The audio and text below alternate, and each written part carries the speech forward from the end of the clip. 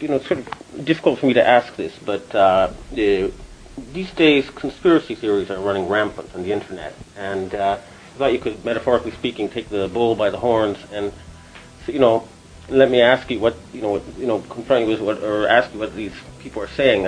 First of all, they say that you are the secret ruler of the world. What is your response to that? Well, in the first place, you're not the first person who has raised this issue. There have been people, ever since I've had any kind of position in the world, who have accused me of being a ruler of the world. I have to say, I think for the large part, I would have to describe them as crackpots. I mean, it makes no sense whatsoever, and isn't true and won't be true. And to raise it as a serious issue seems to me to be irresponsible. Now, you see, that's what happens when you ask a question directly like that, okay? That's the sort of answer you're going to get. Are you the secret ruler of the world? You say, well, no, okay? So, later you'll see why you have to take a more indirect route to get the same response in a different way. So, for now, if you ask the man directly, he's going to deny everything. That's why you have to get a little bit more sneaky, as we shall see. The question again, and then you can pop in. Oh, yeah. You mentioned actively spreading AIDS? There was a unit in from Simar that one of the things was that we went into African countries. And how was that done exactly? Through inoculation. Through vaccines? Yeah, through vaccines.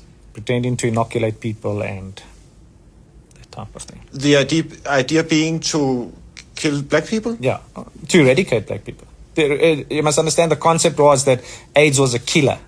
It was incurable at that point in time, so it was led to believe that if you infected people, it was the quick, non-militaristic approach to eliminate black people.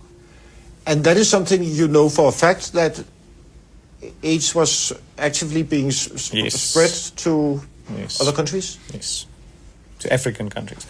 Before we continue with Alexander Jones, I should tell you about the case. The question.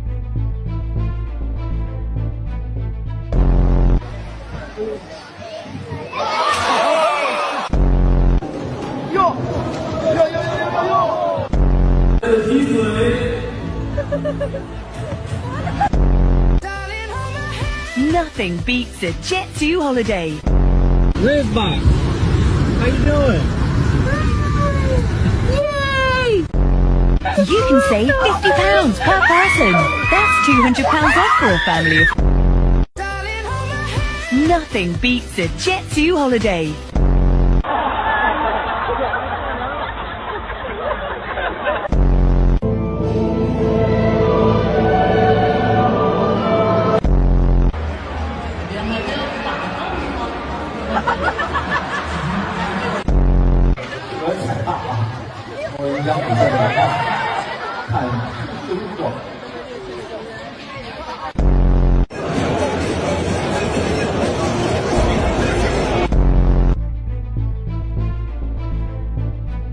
Created in 1982, that city-state is called the District of Columbia and is located on 10 square miles of land in the heart of Washington.